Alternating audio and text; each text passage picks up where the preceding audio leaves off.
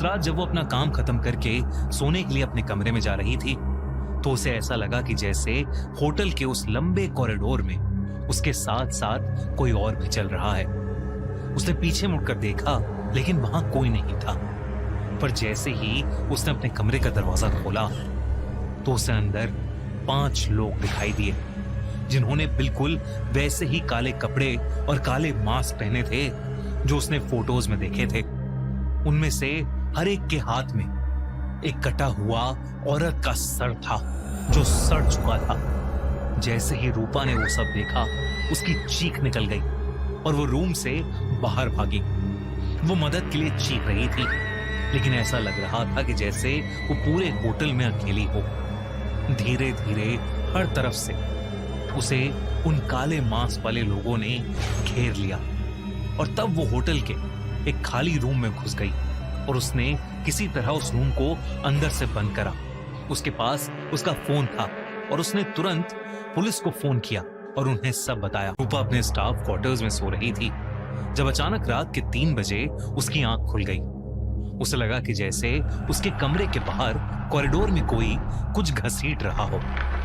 बिल्कुल वैसी ही आवाज जो उसने हनीमून स्वीट के बाहर सुनी थी। पहले तो उसने उसे इग्नोर करने की कोशिश की लेकिन आवाज धीरे धीरे उसके दरवाजे के पास आकर रुकी। फिर 3 जोर की नॉक्स हुई। ठक ठक ठक। रूपा का गला सूख गया। उसने हिम्मत करके दरवाजे के नीचे वाले गैप की तरफ देखा और उसकी सांसें रुक गईं। दरवाजे के बाहर किसी के पैर नजर आ रहे थे लेकिन वो उल्टे थे, जैसे कोई इंसान पीछे की तरफ देख रहा हो। रूपा चीखना चाहती थी लेकिन उसकी आवाज ही नहीं निकली। कुछ देर बाद वो पैर धीरे धीरे कॉरिडोर के अंधेरे में घसीटते हुए गायब हो गए। एक रात वो अपनी हाउसकीपिंग ड्यूटी कर रही थी जब उसे 2nd फ्लोर के एक हनीमून स्वीट में से किसी के कुछ घसीटने की आवाज आई। वो आवाज बहुत अजीब थी तो रूपा ने उस कमरे के पास जाकर उसके दरवाजे पर एक नॉक किया। किसी ने दरवाजा नहीं खोला तो रूपा ने बोला, hello sir, anybody there? Room service. फिर भी किसी ने दरवाजा नहीं खोला। होटल रिकॉर्ड्स के अकॉर्डिंग उस रूम में कोई गेस्ट नहीं रुका था, इसलिए रूपा ने अपना कार्ड स्वाइप किया और दरवाजा खोलकर वो रूम के अंदर चली गई। पर जैसे ही वो हनीमून स्वीट के उस बेडरूम में घुसी उसकी जान ही निकल गई, क्योंकि बेडरूम के बीचों बीच हवा में एक लाश लटक रही थी। उसके दोनों हाथ और पैर बेड के चारों कोने से बंधे हुए थे। पर सबसे अजीब बात ये थी कि उस बॉडी का सर नहीं था, गर्दन के नीचे से कटा हुआ सर। खून जमीन पर टपक रहा था। उस लाश का शरीर धीरे धीरे हवा में हिल रहा था जैसे कोई अधूरा पेंडुलम। ये देखकर रूपा की चीख निकल गई। वो भागती हुई कॉरिडोर में आई और चीखती हुई उसने पूरे होटल स्टाफ को बुलाया और फिर फौरन पुलिस को बुलाया गया। इन्वेस्टिगेशन में सिर्फ एक अजीब बात सामने आई। उस होटल के नीचे ब्रिटिश एरा का एक सील्ड बेसमेंट मौजूद था जिसे 1941 के बाद से कभी नहीं खोला गया था। पुलिस ने बेसमेंट खोलने का फैसला किया। जब दरवाजा तोड़ा गया तो अंदर का मंजर देखकर सबकी रूह कांप गई।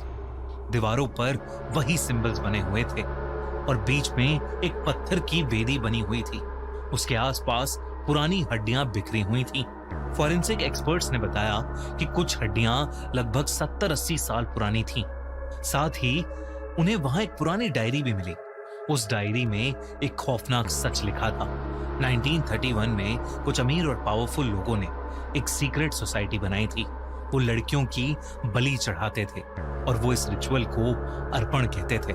हर रिचुअल में एक औरत को चुना जाता था, उसके हाथ और पैर बांधे जाते और उसे हवा में लटकाया जाता और फिर उसका सर अलग कर दिया जाता। पर सबसे चौंका देने वाली बात यह थी कि डायरी के आखिरी पेज पर लिखा था, जब तक अंतिम अर्पण पूरा नहीं होगा वो लौट कर आते रहेंगे। 2 दिन बाद होटल के पुराने स्टोरेज रूम की सफाई करते वक्त रूपा को एक लकड़ी का पुराना बॉक्स मिला। बॉक्स पर अजीब सिंबल्स बने हुए थे। बीच में एक गोला था, उसके अंदर एक आंख और उसके चारों तरफ हाथों के निशान। रूपा से रहा नहीं गया और उसने वो पुराना बॉक्स खोला। अंदर कुछ ब्लैक एंड व्हाइट फोटोग्राफ्स थी। ऐसा लग रहा था कि वो किसी बहुत पुराने टाइम की फोटोज हैं। एक फोटो को देखकर रूपा के रोंगटे खड़े हो गए। फोटो में कुछ लोग काले कपड़ों में खड़े थे। उनके चेहरे पर अजीब मास्क थे और उनके बीच में एक औरत हवा में लटकी हुई थी। उसके हाथ और पैर रस्सी से बंधे हुए थे और उसका सर था ही नहीं। फोटो के पीछे एक शब्द लिखा हुआ था, अर्पण, यानी सैक्रिफाइस। रूपा ने डर के मारे पुलिस को सब कुछ बता दिया और पुलिस को वो फोटो भी दे दी।